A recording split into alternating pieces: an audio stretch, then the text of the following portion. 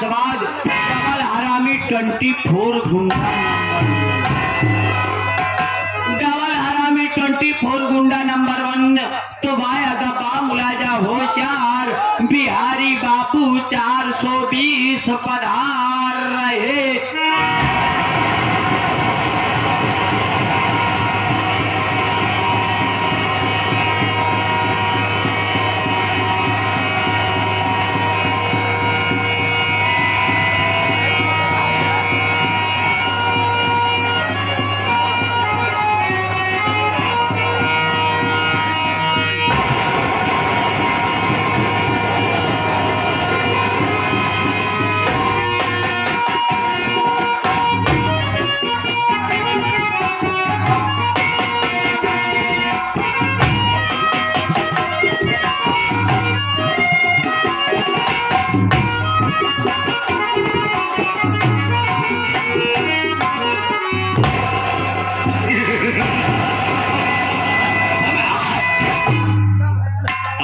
चाहिए अगर आवाज आई तो कसम भोलेनाथ के बिना कफन के न दफन कर दिया तो मेरा नाम बिहारी बाबू है। कहा गया है कि रास्ता चलने वाले को रास्ता तमाम है, रास्ता चलने वाले को रास्ता तमाम है। और महफिल में बैठे हुए भाइयों को मेरा नमस्ते प्रणाम है। पता पता उसी को फौलाद कहते हैं, पता पता उसी को फौलाद कहते हैं। और इस मुरादाबाद शहर में रहने वाले को बिहारी बाबू कहते हैं। कहा गया है कि कौन किसका नकीब होता है, कौन किसका हबीब होता है, ऐसे तो बन जाते हैं ताल्लुक जिसका जैसा नसीब होता है।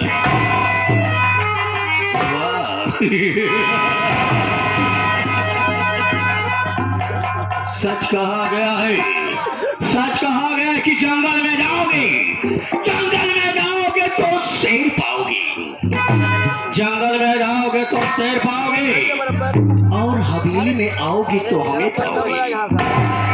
जंगल में जाओगे तो शेर पाओगे, हवेली में आओगे तो हमें पाओगे, मगर जंगल में अकेले शेर पाएगा तुम्हें पा डालेगा। हमसे किसी ने बगावत करने की कोशिश किया, इस मुरादाबाद शहर में कसम भोलेनाथ की, कसम भोलेनाथ की, उसे जिंदा बिहारी मार डालेगा।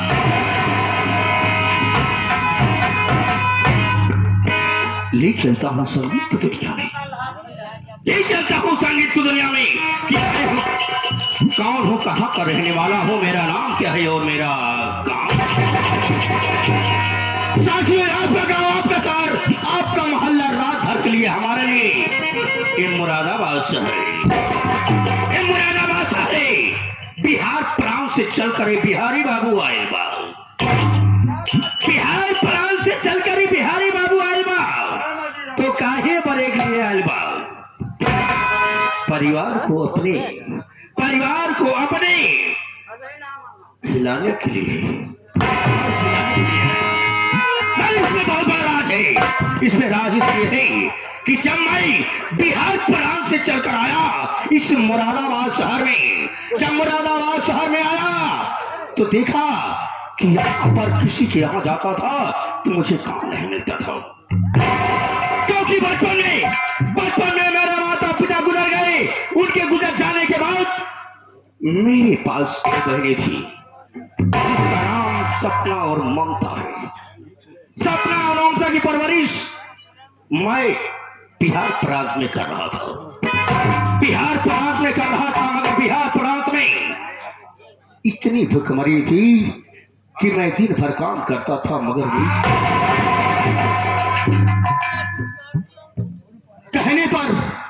कहने पर आज कलेजा पसीज जाता है, कलेजा पसीजने जाता है कि जब मैं बिहार प्रांत में दिन भर मेहनत मजदूरी करता था तो शाम की एक वक्त की रोटी नहीं मिलती थी, एक वक्त की रोटी नहीं मिलती थी। इसलिए कि काम तो करवा लेते थे, काम तो करवा लेते थे, मगर जब उनसे मैं अपनी मेहनत का पैसा मांगता था तो मुझे धक्के मार कर बाहर कर देती थी। इसी बात को सोच करके मैं बिहार प्राण छोड़कर जब मुरादाबाद शहर में आया, जब बिहार प्राण छोड़कर मुरादाबाद शहर में आया तो एक सेठ से मुलाकात हुई जिनका नाम सेठ धनराज था। और धनराज के पास कोई संतान नहीं थी। मैं इनके पैरों पर पड़कर गिड़गिड़ाने लगा, बोला कि सेठ जी मुझे नौकरी दे दो, मैं मुरादाबाद शहर में आया हूँ, मुझे कोई काम नहीं दे रहा, मुझे कोई काम नहीं दे रहा है। और मेरी पत्नी जूली और मेरी दो बहनें भूख के मारे तड़प रही हैं। मगर मान तब हम कि आज इस दुनिया में इंसानियत तभी जिंदा है, इंसानियत तभी जिंदा है। सेठ ने कहा कि बेटा अगर तुम काम करना चाहते हो तो हमारे यहाँ काम बिल्कुल कर सकते हो, अरे भाई ईमानदारी से काम करना पड़ेगा। मैं ईमानदारी से काम करना शुरू कर दिया, ईमानदारी से काम करना शुरू कर दिया और मुझे सेठ तनख्वाह देने लगे। मैं अपने बहनों की परवरिश करने लगा, अपने घर का खर्च चलाने लगा। खर्च चलाने के साथ साथ मैं अपने बहनों को पढ़ाने लगा। मेरी दोनों बहनें पढ़ रही हैं, अच्छी पढ़ाई कर रही हैं। मगर एक दिन अचानक सेठ ने कहा कि मैं तीर्थ यात्रा पे जा रहा हूँ, बिहारी मेरी दुकान की देखभाल तुम करना, मेरी दुकान की देखभाल तुम करना और ईमानदारी से देखना, अगर ऐसी कोई गलती हुई तो मैं तुझे नौकरी से निकाल दूंगा। इस बात को सुन करके मैं सोचने लगा कि कोई मुझे सहारा दे रहा है, मुझे सहारा दे रहे हैं तो मैं ईमानदारी से काम करूंगा। और ईमानदारी से मैं काम करता रहा। मगर सुबह हुई, फोन आया कि सेठ और सेठानी किसकी टट मृत्यु हाथ हो गया। या मेरे मालिक, मेरे माता पिताजी के गुजरने जाने के बाद आज मुझे किसी ने सहारा दिया, किसी ने सहारा दिया तो भी इस दुनिया को छोड़ गए।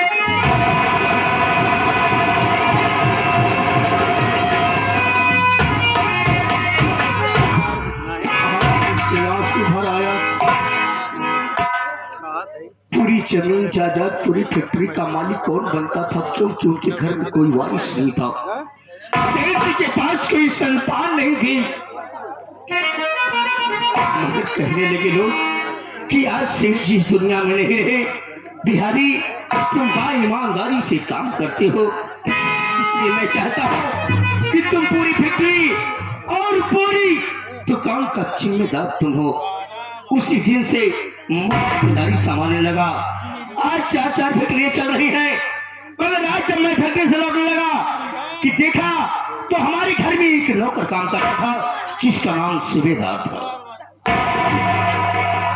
सूबेदार को कई बार फोन लगाया मगर सूबेदार वापस नहीं आया, कोई फोन ना बात नहीं हुई। उसने अपने फोन को हमेशा चालू रखता था, मगर जब मैं 3 बार फोन लगाया तो फोन स्विच ऑफ बता रहा था। मगर आज मैं सोच रहा हूँ कि सूबेदार आता तो मैं इससे कुछ बातें करता हूँ। मैं थोड़ी देर तक इंतजार करता हूँ क्योंकि 3 दिन का वक्त नहीं है और सूबेदार का घर भी चल रहा है।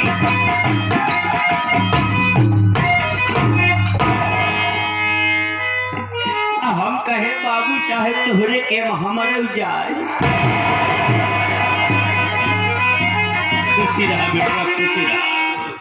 बाबू साहेब आज का बात है जो आप बहुत गर्म नजर आवत है। गाय भैंस हो गए, हम गाय भैंस हो गए, ऐसे गर्म नजर आवत है। वो वाली बियतिये ना है, बात नहीं वो वाली बातिये ना है। जैसे कि आपके चेहरा से हमका कुछ मालूम पड़ता है, जैसे आप कहूँ टंसनान हैं। अबे टेंशन में हो। हाँ। टेंशन नहीं हूँ। हाँ टेंशन में नजर आवता है। कौनो बात भाई का कहूँ रास्ता में। पहले हाँ एक तो वैसे मूड खराब है। जब मैं फैक्ट्री से वापस लौट रहा था, दो कौड़ी का नौकर गंदी नाली का कीड़ा शमशान घाट का मुर्दा साला हराम और मेरी फैक्ट्री में काम कर रहा है और मुझसे कहता क्या है? कौन? रामलाल। ओ साला रामलालवा इसकी माँ का। लैंग्वेज संभाल के बात करना है। नहीं आपका गुस्सा देखे के बाद हमारे तुलुआ बढ़ गयो ना।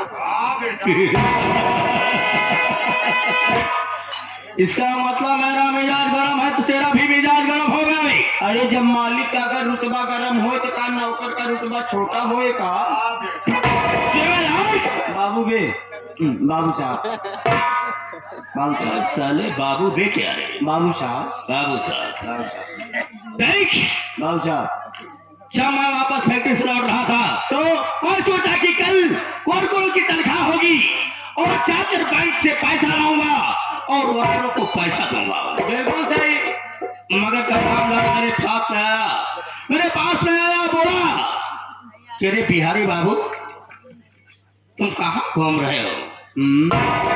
कहाँ घूम रहे हो?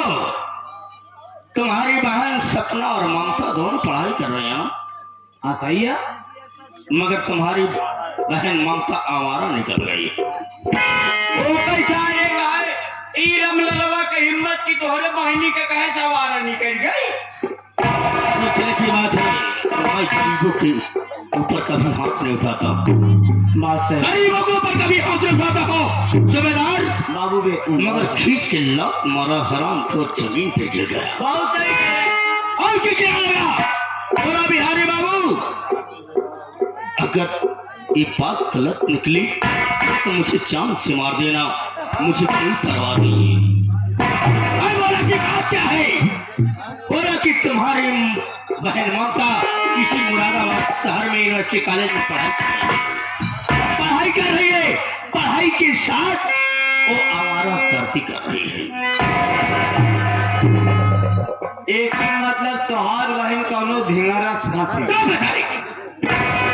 हम नहीं कहा कहे भाई रामलालवा के कहे के हिसाब से बतावत है। ठीक है सूबेदार, इस बात को सुना तो सोच कि मैं बचपन से लेकर आज तक मैं अपनी बहन को बहन नहीं समझा।